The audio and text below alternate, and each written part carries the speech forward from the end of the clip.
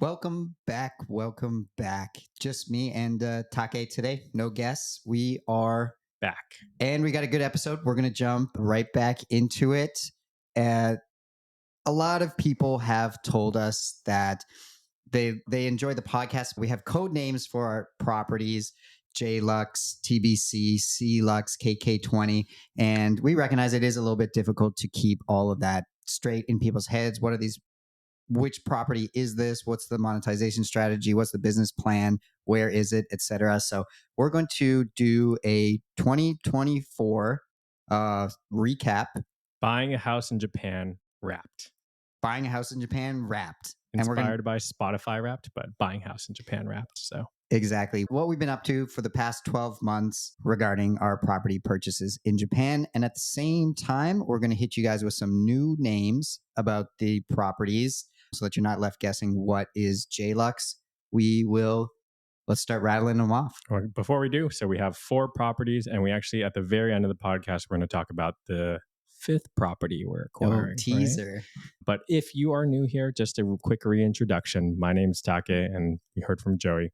We're both friends back from college. We stayed friends since 10 years later. We decided to buy a house in Japan.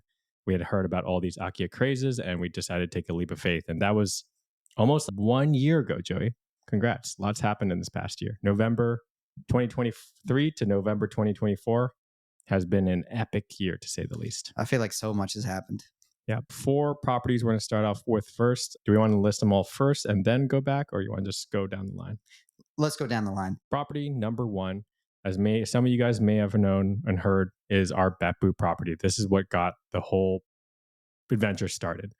We've been calling this place Jisoji Lux. We've been calling it Beppu Hot Springs something. But at this point, what are we naming it, Joey?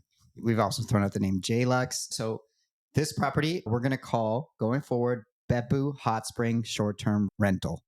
As the name suggests, this is located in Kyushu down in Beppu.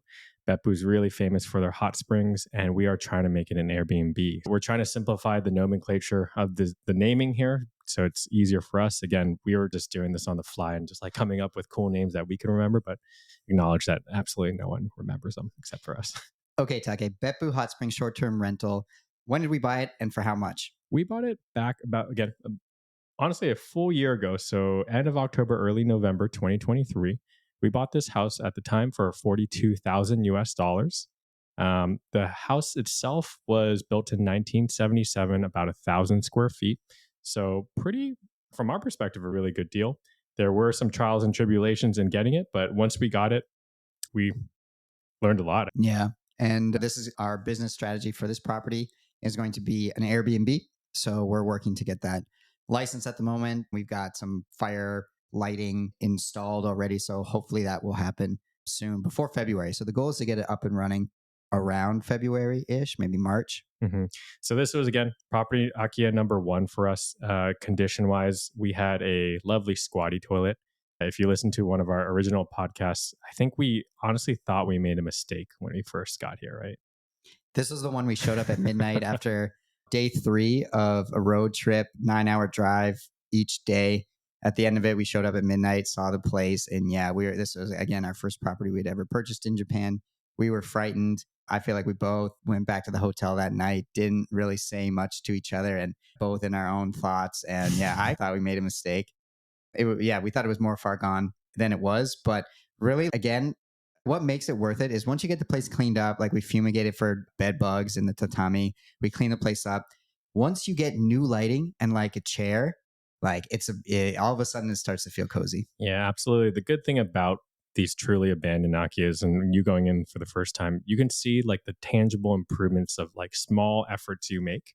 Every single thing we made increased the quality of comfort. Want to acknowledge that it felt very much like camping for the first 2 weeks. Had we done things again, we should have got it professionally clean like before we got there. I think that would have baseline made things a lot easier. We decided to just raw dog it, just go straight in and figure out what it was like. Yeah. Some more learnings from this property before we move on with the rest of the properties we want to talk about. I think one of the learnings here is around the rise and fall of Sato-san, our contractor. Mm-hmm. We had big expectations at the start. He came in relatively cheap. I think $40,000 total he quoted us what I do want to say is we've had a lot of drama with Sato-san over the time that we've been working with him, and listeners of the podcast have heard all about that. But the one thing I do want to highlight here is that he came in. We chose him because he was okay with a bunch of custom stuff that we wanted to do. Our sunken table in the main living room, for example, the shower room, we were doing custom instead of unit shower. Thing I want to highlight here is that I would have gone with a more kind of the cookie cutter style contractor to do it again, especially for the main rooms. There was some Sato-san sloppiness in a lot of the finishes. Absolutely. So it's like we're recording this again a year from when we got the place. It's still not done. We hope and really think it will be done in February. It's 90% of the way there. But again, we're making this an Airbnb, short-term rental. We are having someone help us navigate the hoops of going and getting a short-term rental license. So stay tuned here. Our first property is honestly going to be the last one that makes us money, but this is what got it started. We wouldn't be here without it. And if you are thinking about this kind of project, just know it's a lot harder than you initially think, but it's a lot of fun. And so I think patience is probably one of the biggest things I would recommend people thinking about when buying a property and trying to make it an Airbnb.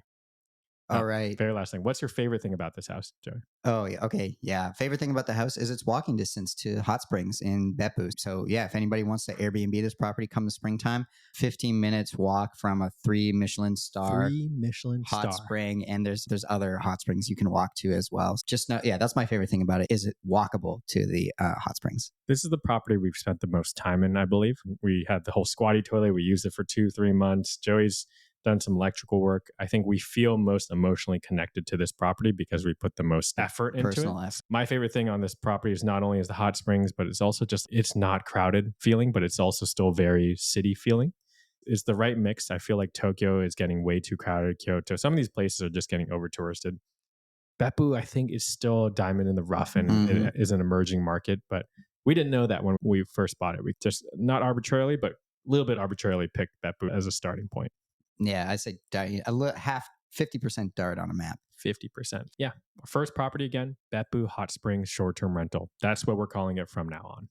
Property number 2, formerly known as TBC, Tama Base Camp. We are renaming it for clarity to Tokyo Suburb Midterm Rental. That's a mouthful. We might change that, but I think it makes sense in the title, Tokyo Suburb Midterm Rental. This house is located in obviously a Tokyo suburb in a city called Tama. Midterm rental, we are trying to make this a midterm rental. So monthly rentals for digital nomads. We acknowledge it's not in the hottest spot for short-term rentals or tourists coming in and out of Tokyo, but we think it's very, very comfortable for those who are trying to spend more time in Tokyo long-term. Quick details about the property. We bought this for about 114K USD. We did take out a friends and family loan here to try to fuel this project. I think it's definitely paid off. We've learned a ton here. Joey, tell me a little bit about the property here. Yeah, I just want to set the context a little bit. So if we got the keys for Beppu Hot Springs short-term rental in October 2023, we purchased Tokyo Suburb midterm rental 8 months later in June. So just timeline-wise, Beppu was in October, and then Tokyo Suburb midterm rental was in June of the following year, so 8 months later.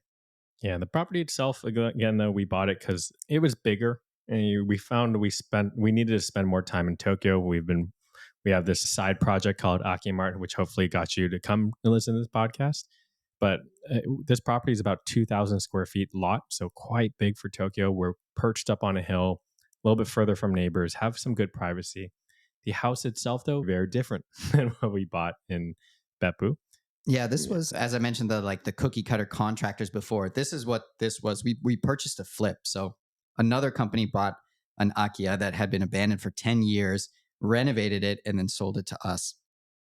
And they did a lot of things that I would previously have described as cookie cutter, which is the unit shower, unit kitchen, cheap vinyl flooring, cheap wallpaper. And that's the extent of the renovation. But if we were to do it all over again, we got this advice from some folks. So it was raising your budget. Had we, for example, with Beppu, just raised our budget by 40K and bought an 80K spot in the beginning, we'd probably save ourselves a lot of headache and a lot of just uncomfortable experiences. We applied that mentality with Tokyo Suburb midterm rental. We spent a little bit more money. It was fully renovated.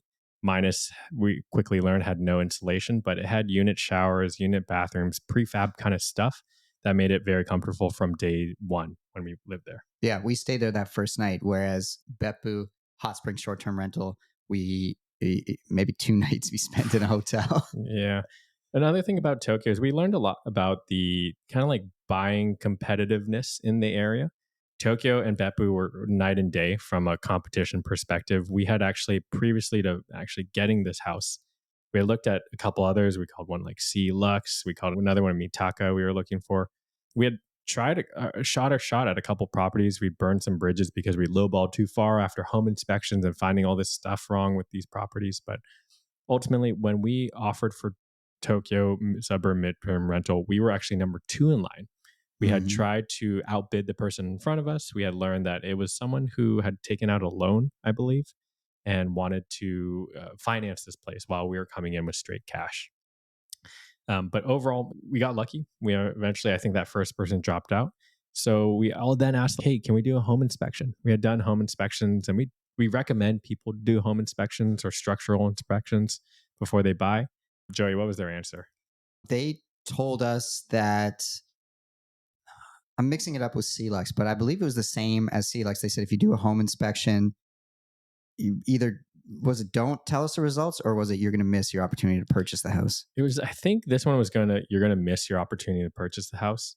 Most flippers and a lot of people don't love you doing a home inspection. So especially if they know they can find another buyer. The price was right, honestly. 114K for a pretty good spot in Tokyo was very competitive. So we forego the home inspection. We are retroactively still going to be doing it, but I think I'm so happy with this property. I think we really scored here. Yeah. So one call out though that I do want to make. I spent the months of July and August here, 2024, and it was hot. Tokyo was hot this summer, and this house has no insulation, and you really feel it. I almost cannot stress enough how hot the house was. I was hiding in one room at a time with the AC on full blast and basically would spend all my time in one room. And then when it was time to go to sleep, I would turn that AC off, turn the AC on in the bedroom. And like I've only lived in those 2 rooms. Um, very hot without insulation. So I do think it should be on top of everybody's mind is getting insulation in the walls when you purchase a house here. You've probably, if you listen to our podcast, you've heard this like 1,000 times. But I think our learning from the Tokyo suburb midterm rental is house can look good, but you need to have insulation. We had 5 air conditionings installed and we had our breaker upgraded, but it still was not enough to combat the summer heat, right? Yeah, really factor the price of getting insulation put into the walls like into your purchase here. If you're planning to be here over the summer or the winter, I would say. Part of the X factor of this property is we wanted something that had a car. So we actually have a garage, which is pretty sweet. And we have a pretty bitchin' car, I would say. We have a minivan, a Toyota minivan. What's it called? Previa or Estima, Estima? which I think is the Previa. Yeah. So our friend Ken helped us purchase this car. We are trying to figure out the car purchasing process if you're listening to this. So this was our first stab at it, getting an ETC card, which is the equivalent of a car that lets you go on the highway. We've learned a lot from this. I think we've actually maybe learned the most from this property. We learned a lot, right? Yeah, we definitely learned a lot.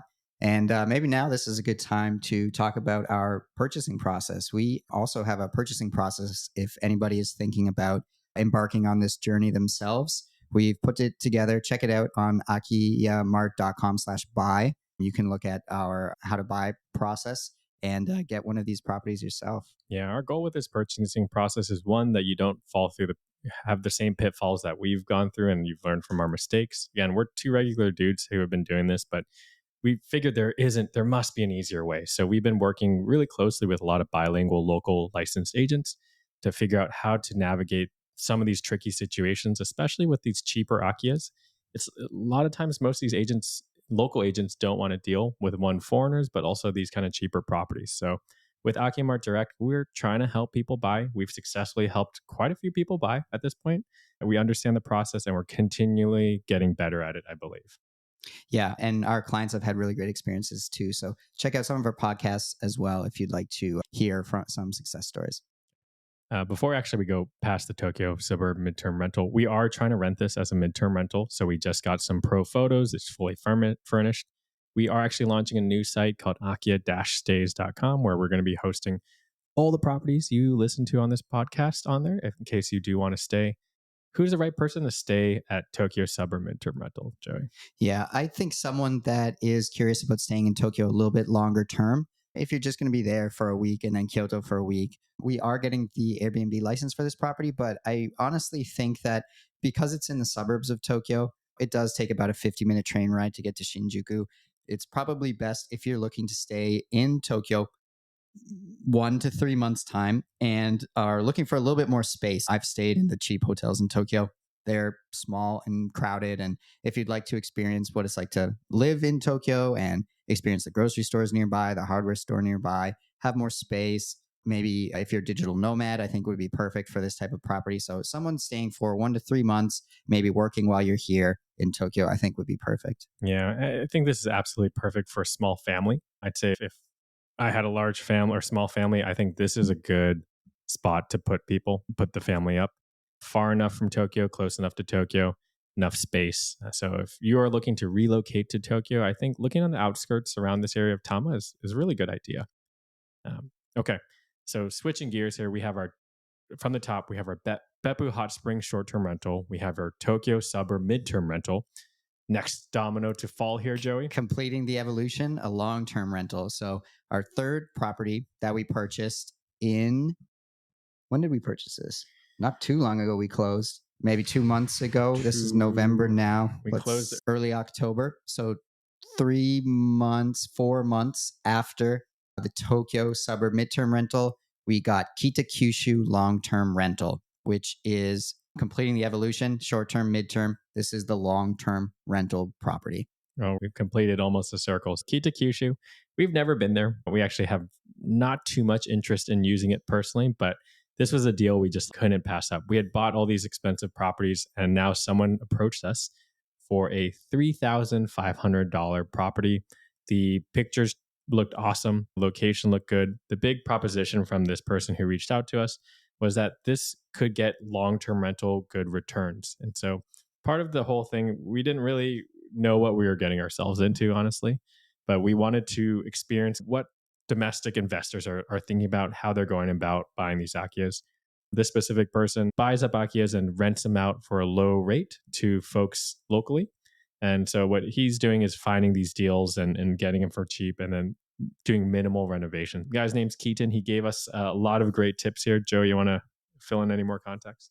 Yep. Halfway through the process, Keaton had to end his contribution to the process, unfortunately, which wasn't part of our original deal with him, but he had some circumstances beyond his control. So that was a little bit unfortunate because we had entered into this deal where we're purchasing the property for cheap, and then he was going to handle scheduling and organizing the renovation for us, and then also handling and organizing, finding a long-term tenant for us. So we were left holding the bag halfway through the purchase process. He had figured out a little bit of the renovation process. He had at least got it started for us. We were left holding the bag, having to get that communication and get that finished over the finish line. So it was a little bit unfortunate. Giving him the benefit of the doubt, he did have some circumstances beyond his own control here. But we were excited about this property too. I just want to say because of the price point. So our first property, $42,000, second property, $114,000. This was $3,500. Like crazy to pick up a property for that price. Absolutely. And I think we learned a lot. We definitely learned more than $3,500 worth of experience from this. We learned a lot about the light renovation. We had always gone kind of balls out. Let's make this a dope place for all the places we've done before. But this one was just like, what do we really need to do to get a renter in here? We learned about omotegai, which is like not replacing the tatami, but like resurfacing it. Redoing wallpapers, starting to think more from an investor mindset of if this room is 6 tatamis, how much is it going to cost for the entire room to be renovated? Thinking much more investor wise and like minimal, I think was a very good awakening for us on how we look at investing in these Japanese properties.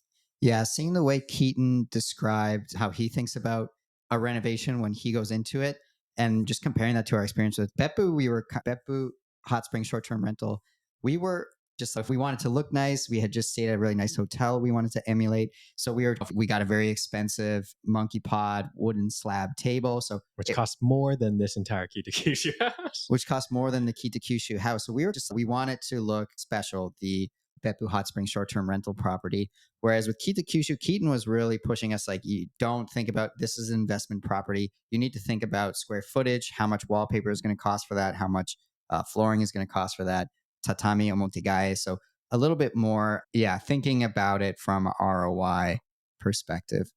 Yeah, we did learn a lot from Keaton, even though unfortunately we couldn't. His time with us had to end quicker than we expected. Yeah, we actually went to go visit this property a couple weeks back, and I'm very surprised. Before even the reno, it looked better than all our other properties, honestly. Minus Tokyo Suburb Midterm rental was pretty well done, but for $3,500, so we like absolutely scored on this, in my opinion.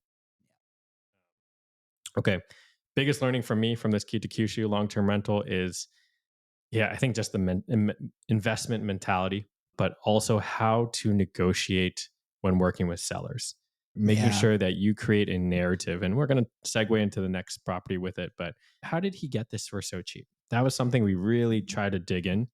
That's a mystery because we saw on akiyamart.com, we saw it listed for $46,000, 47, somewhere around there. Mm-hmm. So we feasibly got it for less than 10% of list price. We didn't get too deep in the weeds with Keaton on how it went, but his general overarching advice was, when negotiating with some of these properties, one, you want to make sure that they don't worry that you're going to come back and sue them for something that wasn't right. You need to emphasize that, hey, I'm here to take this property as is. I will not be a problem. You got to really give that impression to the seller's agent and the seller, but more so, don't highlight the negative things of the property. Don't go around pointing like, that's messed up, or, ooh, that's going to cost a lot to fix, versus switch that paradigm a little bit and go, hey, this is an opportunity. Like, I really like this entranceway, but with a little bit of renovation, I think I can make it perfect. Like that kind of positive mindset, I think the sellers really like, because they're obviously emotionally attached to this property and they don't want to sell it for cheap. But if they know it's going, or they think it's going to a good owner who's going to use it, I think that lends a lot of leeway sometimes with negotiation. Exactly. And we use the strategy for the next property we're going to talk about. But yeah, just to reiterate the strategy, it's don't harp on the negatives. It's really play up the positives, why you love the property, but renovation will be expensive. Yeah. Okay. So ironically, this property is probably going to make us money first. It's fully renovated now at this point. We are looking for a long-term tenant. So again, we bought it for $3,500. After all said and done, honestly, with fees, it gets closer to the 8K, 7K range, where we'll post exactly how much stuff costs in the blog post in the future. But this, we're hoping to rent out for probably 3만 to 5만, which might be ambitious, but we're going to learn about the long-term rental process. So again, all our properties, I think we're really learning about a different rental asset class, which is going to be interesting. And people may call us stupid, but whatever. We're having fun while we do it. Yeah, just funny that the property we care the least about is going to be the profitable one first. Yeah. All right, Joey. Property number 4. So we have, again, Beppu Hot Springs short-term rental, Tokyo Suburb midterm rental, Kitakyushu long-term rental, and then what is our number 4th property? Number 4 property is Miyoko Snow Cabin. This property we just closed on this week. Actually, we're officially settling on the 27th. So a couple days from now. In a few days, we're officially settling on this property. This property has some real uniqueness to it, mainly its location. Myoko is a very up and coming ski resort town. And not only that, they get dumped on snow wise. The 60 to 90 feet a year is what we were told. But rewinding the clock, Take, this came through an agent, right? An off market deal. Yeah. So one of our agents approached us and said, hey, we have this deal. And I think this is a result of a lot of trust built and relationship built with the agent. He knows that we're not going to badger for all the small things. He knows we're not going to be a problem. So I think a big lesson here is like, it takes time to build these relationships with agents, but once they trust you, once you trust them, they will be handing you these deals, because Japan is obviously just going to get more and more of these abandoned homes. So he approached us, and for the price of, I believe, $15,000 was the initial quote. We applied the Kitakyushu Keaton strategy here and shot a shot, I believe. played up the positives. I sent a message back to our agent and said, man, we love this place. We just bought 3 properties in the past year. We don't have money. We would like to offer this amount. And I think I went out at the same price at Kitakyushu, or roughly. And to our surprise, it was accepted. Mm-hmm. And we're like, holy shit, this works. Not to say if you're listening to this, it's going to work immediately for you, but we basically just said, we love Miyoko. We want a ski place. I want to bring my fiance there to go snowboarding or skiing this winter. We won't be a problem. We understand it is as is. So, Joey, tell us a little bit about the property itself.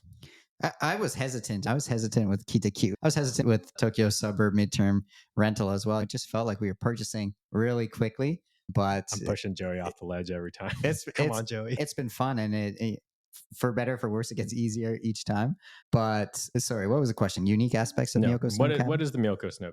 Where is it? Size? What's the information? I don't have any of that stuff memorized. Okay. The house itself, I think, is built in the 70s. We are still waiting on it. The kicker here is it's fully abandoned. It's been abandoned for a couple of years. All the stuff is in there. We recorded a video that actually we're going to publish soon. And Matt Guy, one of the YouTube influencers in the space, has already published it. The other quote unquote bad things about this property, but in my mind, a good thing, it's next to a cemetery with this sweet temple. So we're very close to a cemetery, but for Japanese people, that definitely is a big no. But I felt like there were really good vibes there. It was really beautiful. It backed up to some cedar trees. This house is 2 stories, I think about 1,500 square feet. So pretty large. And overall, I think it felt like it was in pretty good condition, but it had a lot of shit everywhere. Sound of running water too. I remember like lots of kind of creek sized, I don't want to say river, but like creeks around the house, but like with a lot of water flowing through them at once. So really nice kind of water sounds around the house too. Yeah, I think renovation, we could make it really nice. There's some, as Taki mentioned, the cemetery is pretty nice to look at, maintained. There's beautiful cedar forest behind the house. So having some nice big windows there looking out over it could be really nice. We're going to sit on this for now. This season, it might already be snowing there. I'm not sure. But yeah, nothing we can do this season. We don't have the money either. So sit on it for now. Just make sure we clear the snow off the roof. And then probably in the spring, we will understand where we are more financially at that time and make a plan for Miyoko. But I believe right now the plan is to renovate it. Flip, Take? Is that the plan? Could flip. Miyoko Niigata is probably our most asked for, top 3 most asked for location. We're helping quite a few people actually in the process right now buy places in Miyoko. Singapore just invested like a buttload of money there.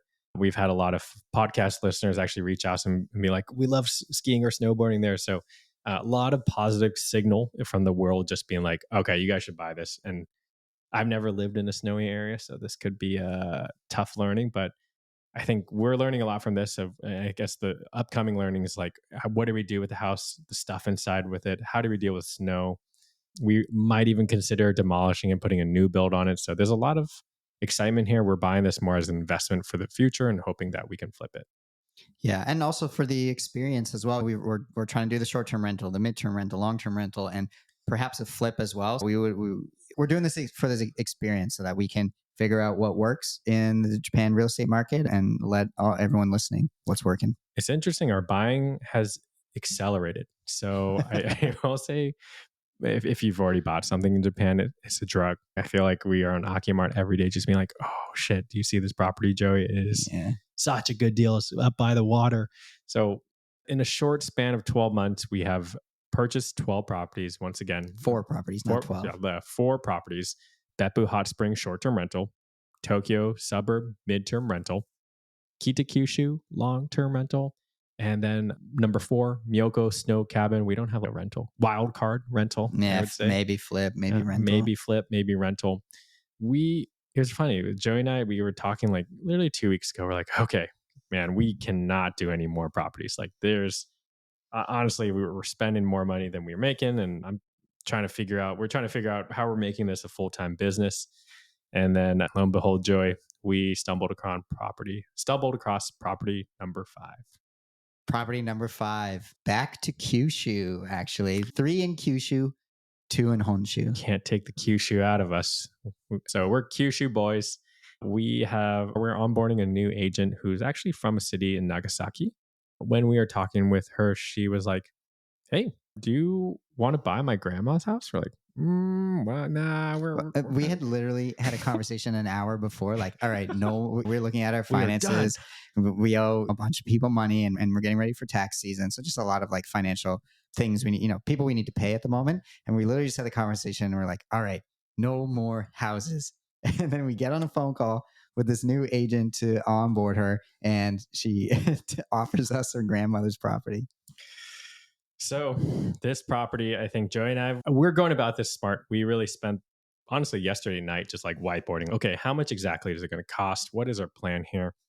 Again, we're in a bit of a unique situation because we are doing this kind of as customer zero. We're trying to figure out stuff. If you guys go through the Akimart Direct program or you're on our site, we're trying to just simplify a lot of this stuff for you.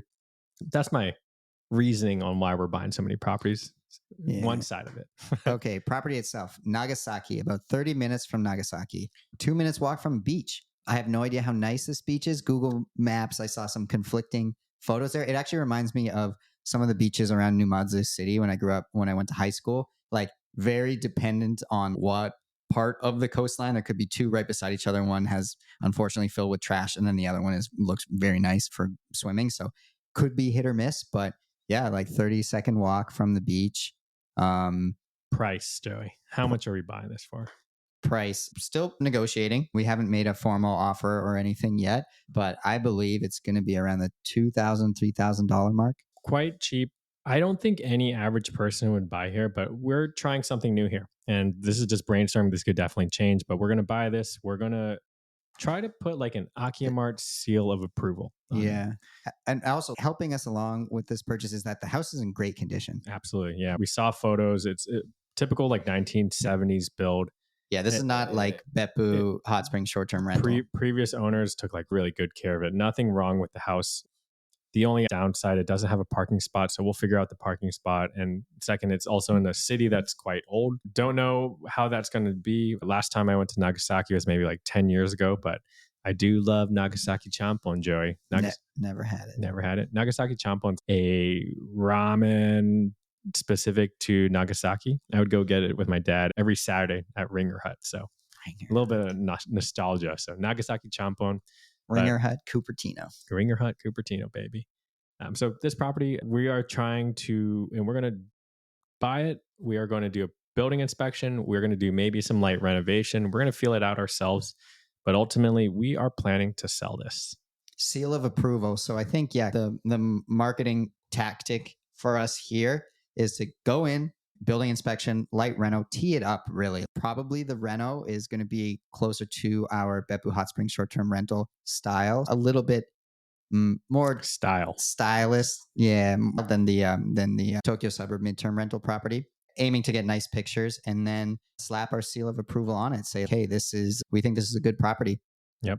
And one more wild card. We are considering selling this for Bitcoin. It's Bitcoin has been hot, as most of you guys have heard. We think there's an opportunity to maybe being the first Bitcoin transaction for real estate in Japan.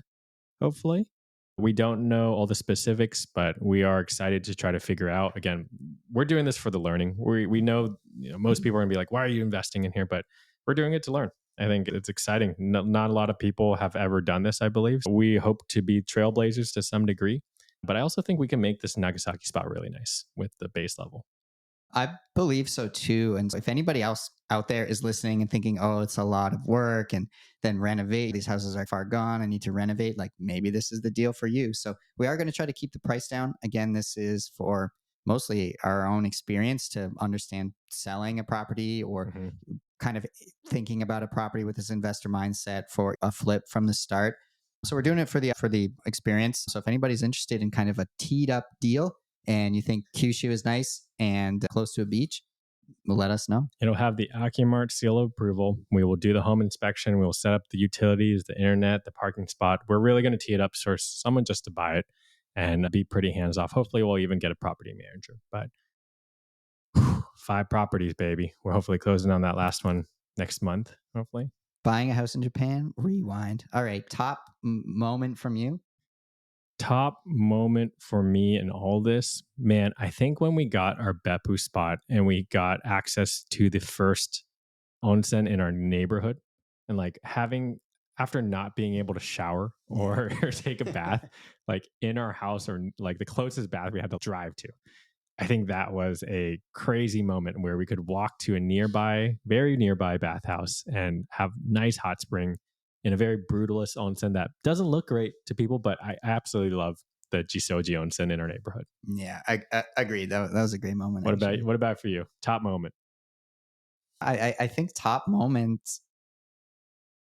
One I remember quite vividly. Again, Beppu property, so Beppu Hot Spring, short-term rental, was we got a so upstairs chill room, setting the tone here. So the whole house is pretty much under construction. Downstairs we had busted down some walls. Maybe Sato-san had been doing some work already. Upstairs, no, actually, sorry, this is before Sato-san. But upstairs we focused on one room to make pleasant, and I think it was when you got that first low chair.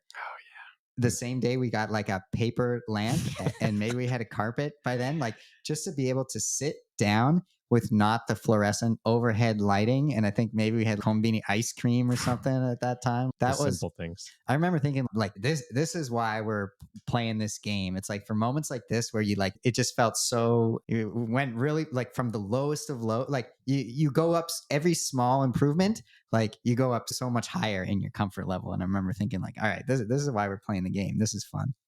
2024, what a year. 5 properties, Joey. Let's see what 2025 brings. Maybe another 5, maybe another 10, maybe 0. Let's see. But thank you guys for listening. We're at probably close to episode 60. I didn't think we would get here. We've had a quite a good crew of followers, so we really appreciate you guys listening. Please smash that like button. We're actually we're in top 10 podcasts on entrepreneurial podcasts in Kuwait. So for all those Kuwait listeners who are listening, shout out to our Kuwaiti Japanophiles out there. Hell yeah. All right. See you, Joey.